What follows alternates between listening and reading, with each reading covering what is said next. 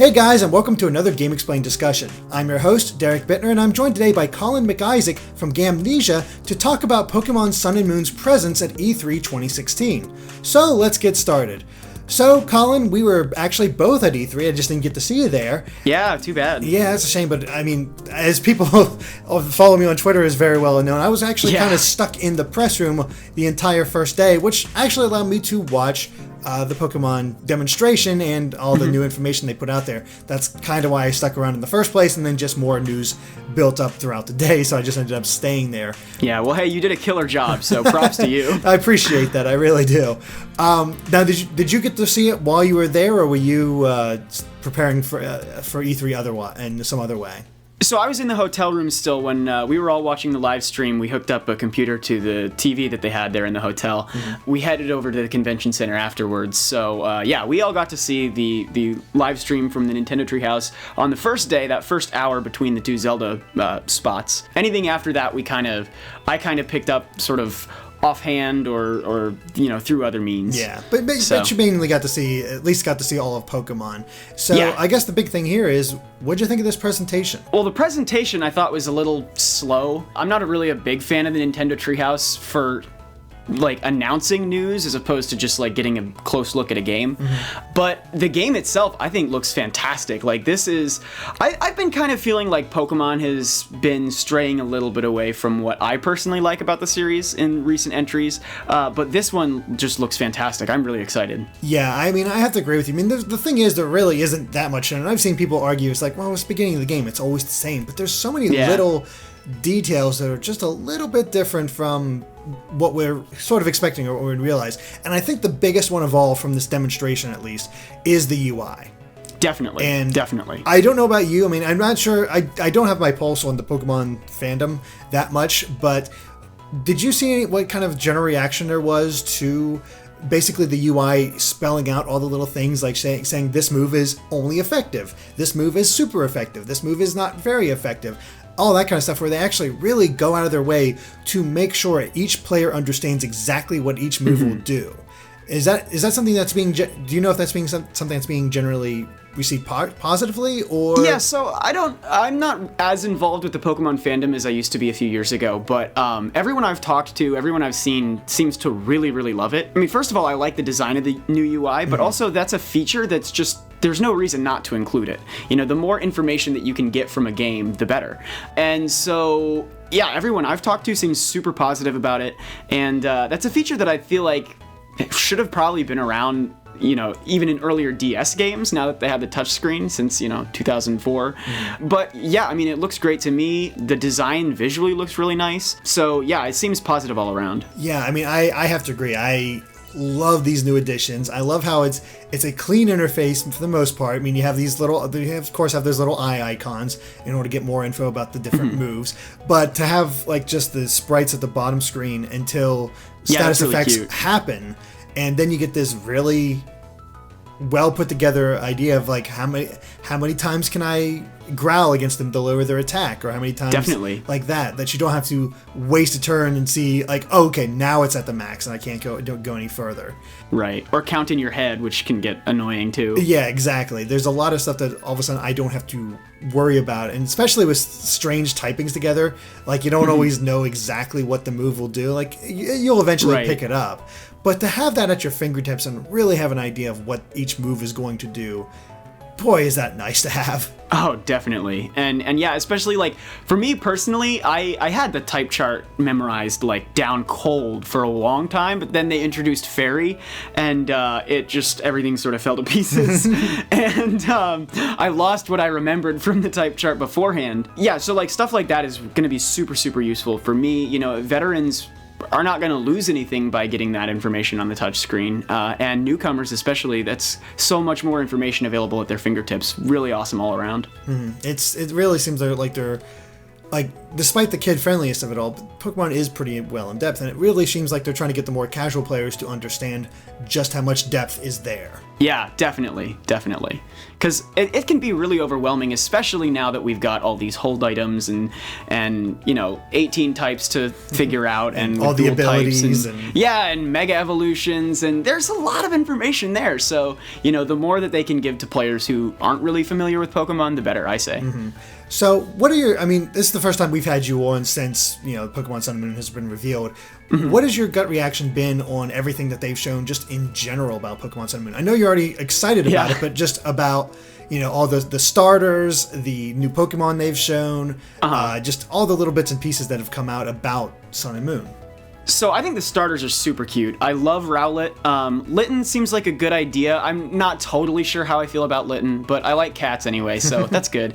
Poplio has really grown on me, but all in all, I need to see what their evolutions are going to look like before I commit. Mm-hmm. But right now, Rowlet I think is my favorite. The legendaries don't really appeal to me. Solgaleo looks kind of bland. I'm not totally sure why. Lunala looks kind of crazy.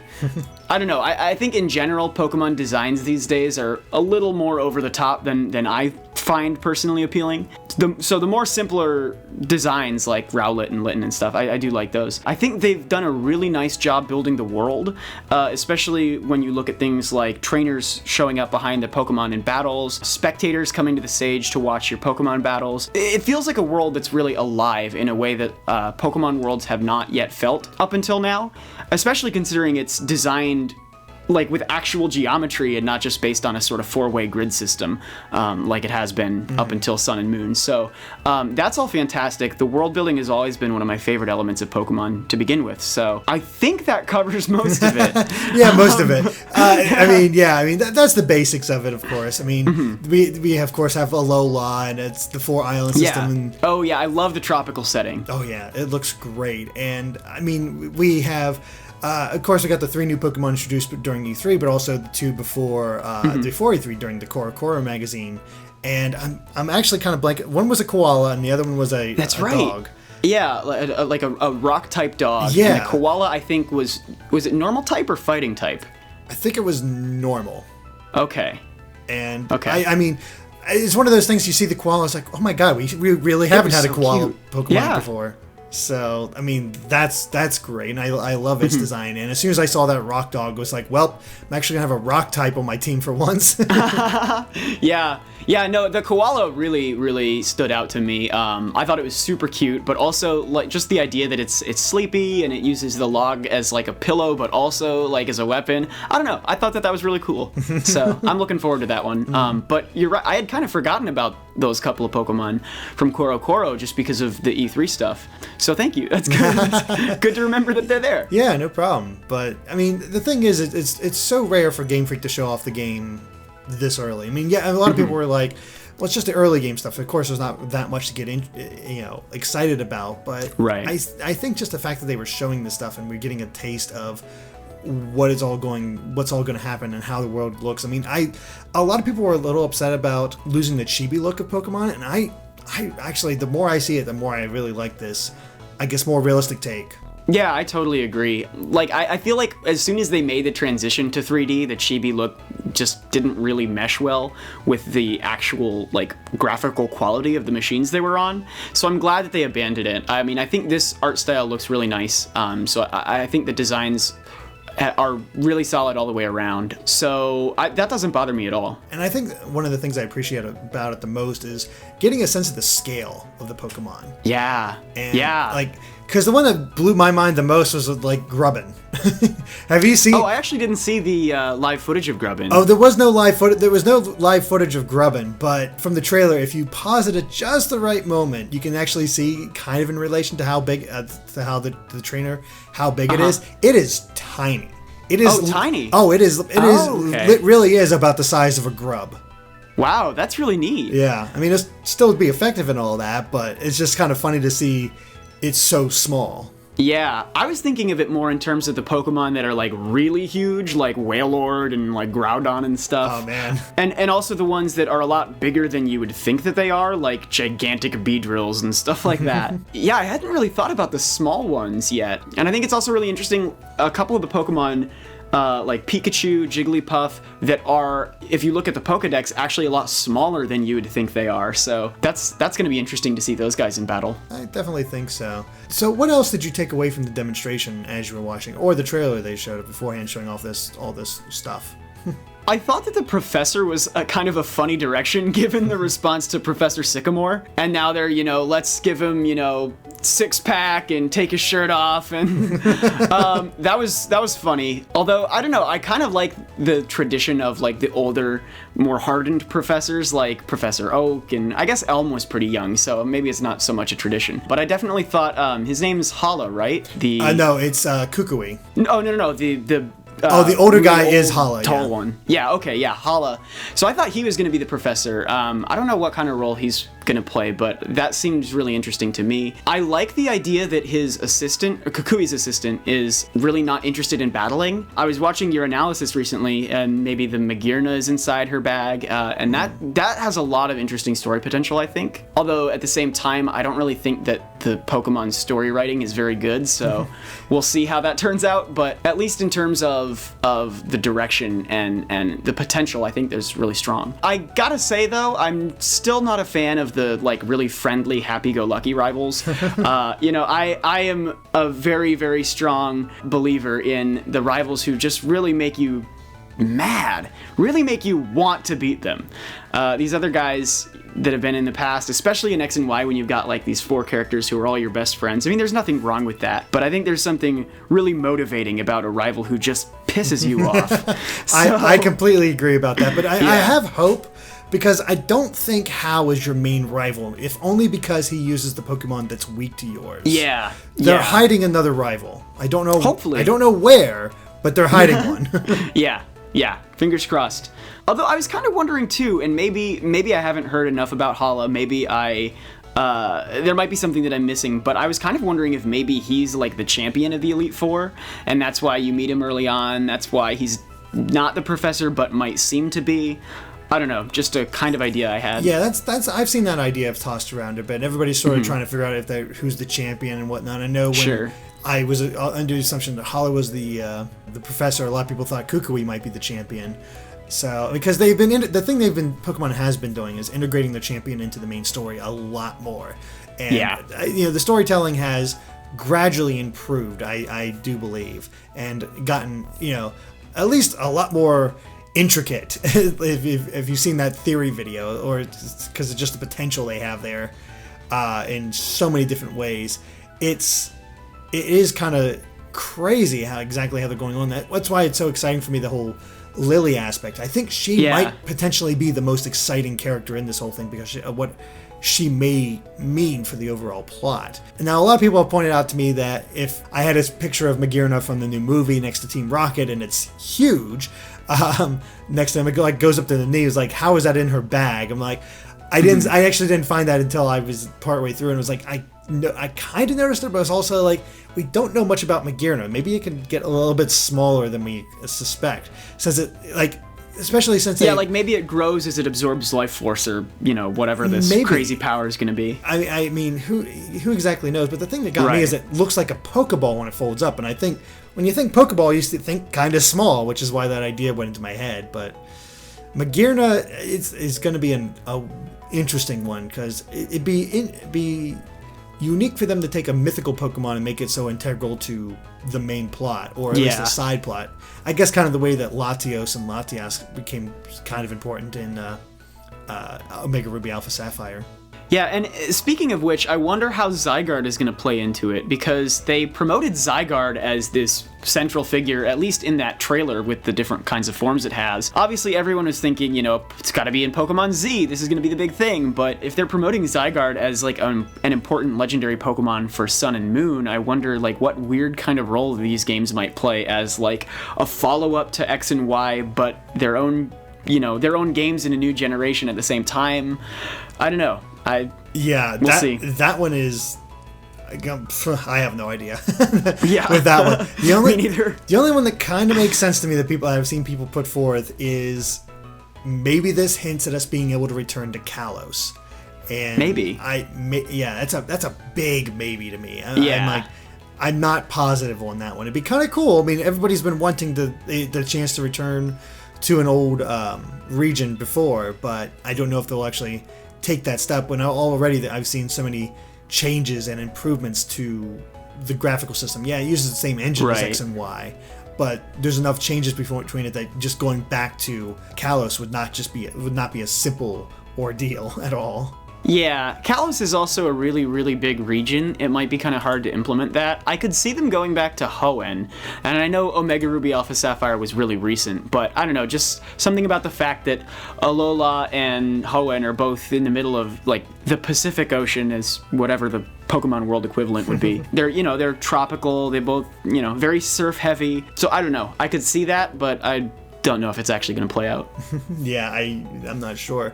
Now, one of the big mysteries that has come out about this demonstration is when the player at the Treehouse had to switch Pokemon to Ladybug, and he actually saw the switch screen, and in that switch screen there was actually 5 spaces for moves. Yeah, I don't know what's up with that. Exactly. I mean, I tried to figure it out. Like, it could be for Mega Evolution, could be for some new aspect of it. I've seen people thinking maybe you are getting 5 new moves because apparently there's something special about the 3 starters and that Rock Puppy. One of them's thinking maybe certain Pokemon can learn a 5th move, or maybe it's that shows what their held item is. There are so many different theories, and a lot of them make sense in different ways. Mm-hmm. That is what are they up to? Because I can't imagine it's a 5th move, because as I pointed out in the analysis, there's no space for it. Yeah, that would be a little too big a departure from the Pokemon formula, I think. I don't know if they're willing to take risks that big. But something like a held item, I could see that. Maybe an ability. Well, if it was an ability, it would have shown up, because every Pokemon has an ability. But yeah, I unfortunately don't really have an answer. No, I mean, none of us do. But I was seeing what your take on it was, the fact that we have this mysterious space. Right, yeah, I mean, I don't have anything to add that hasn't already been said, but I guess I'm just looking forward to seeing how it plays out, but for now, I just have no idea. Yeah, I get you. Before we move on to Battle Royals, which I think is probably the last thing to talk about, is I just want to mention again some more of the little touches that they had within the demonstration that I really enjoyed. For one, the new bar, the black bar mechanic whenever you get to a trainer that you can battle. As you get closer, the black bars show up at the top and bottom saying there's a trainer here that's getting ready to battle you, and so it actually allows you to be able to avoid them if you need to. Yeah, and that's really smart, and it also widens the field of vision, so it's not just directly in front of them. Mm-hmm. And plus it just looks cool. I don't know, I really like that change.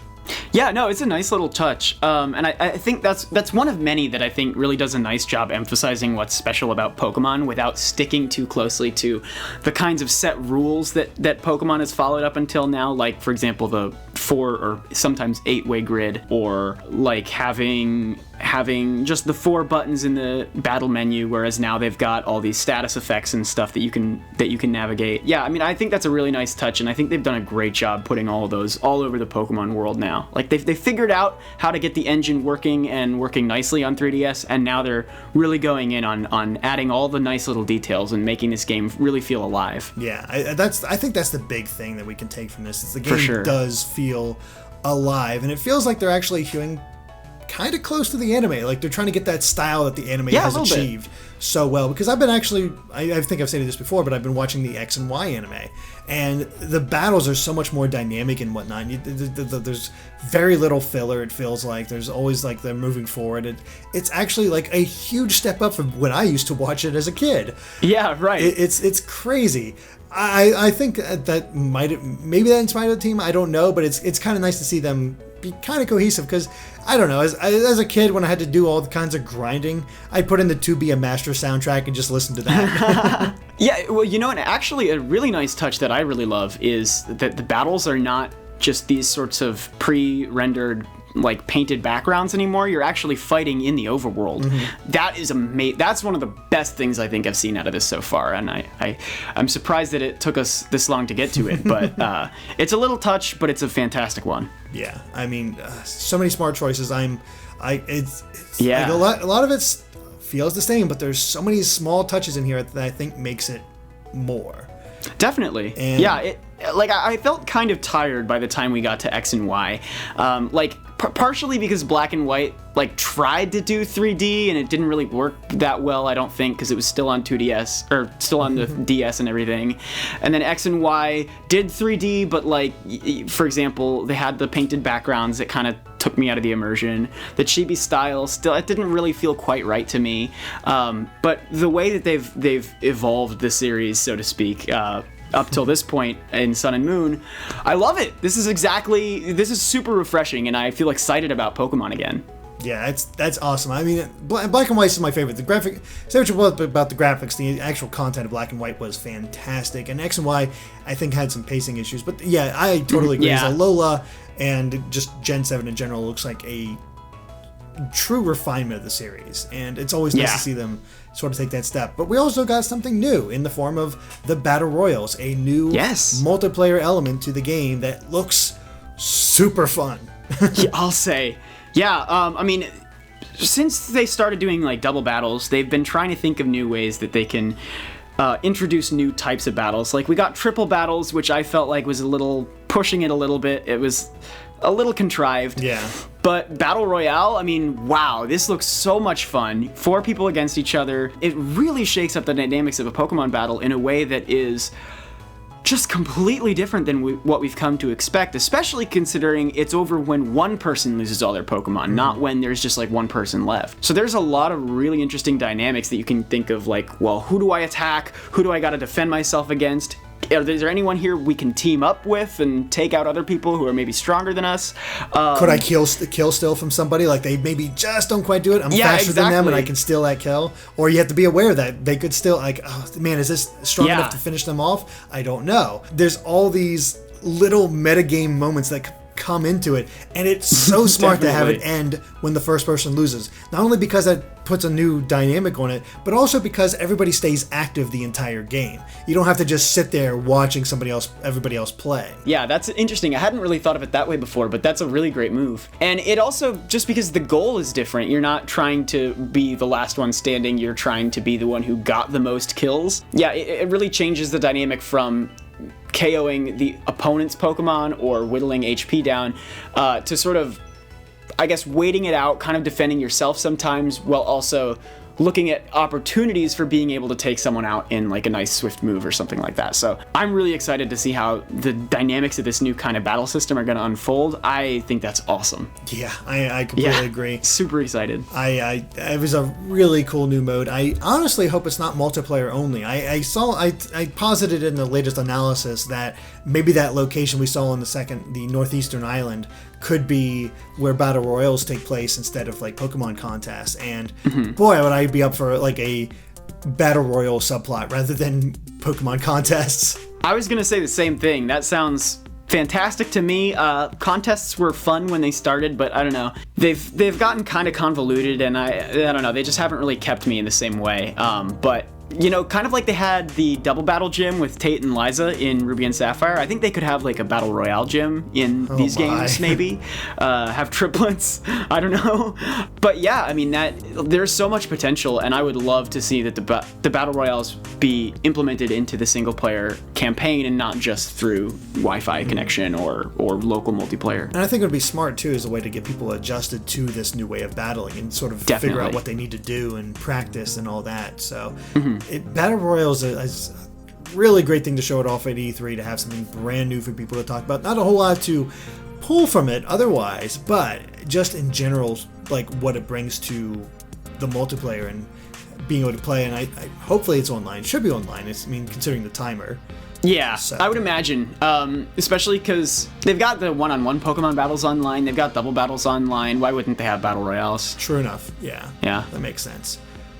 So I can't think of anything else from the demonstration. The funny thing is, despite how long it was, there wasn't too much to talk about because it's all kind of surface level. Right, yeah. The Treehouse demonstrations are typically like a slow trickle of information rather than an actual blowout. I mean, I'm super looking forward to Sun and Moon, and I can't wait to see more information. Yeah, same here. Who knows when that's coming? Probably. I'm guessing, each month we'll get a little something from Koro or some other source. So, but yeah. All right, guys. Well, I think that covers it for our Pokemon Sun and Moon discussion. So thank you for watching. And if you like this video, be sure to like us on Facebook and Twitter at GameXplain. And Colin, where can they find you at? So you can find me at Gamnesia, of course. I have a podcast called the Nintendo Week Podcast. You can check that out. We've got a YouTube channel. We post the stories on Gamnesia. We post the podcast. There's actually one episode coming later today, so you can check that out if you want. Awesome. And of course, stay tuned to GameXplain for more on Pokemon and other things gaming as well. All right, guys. Bye.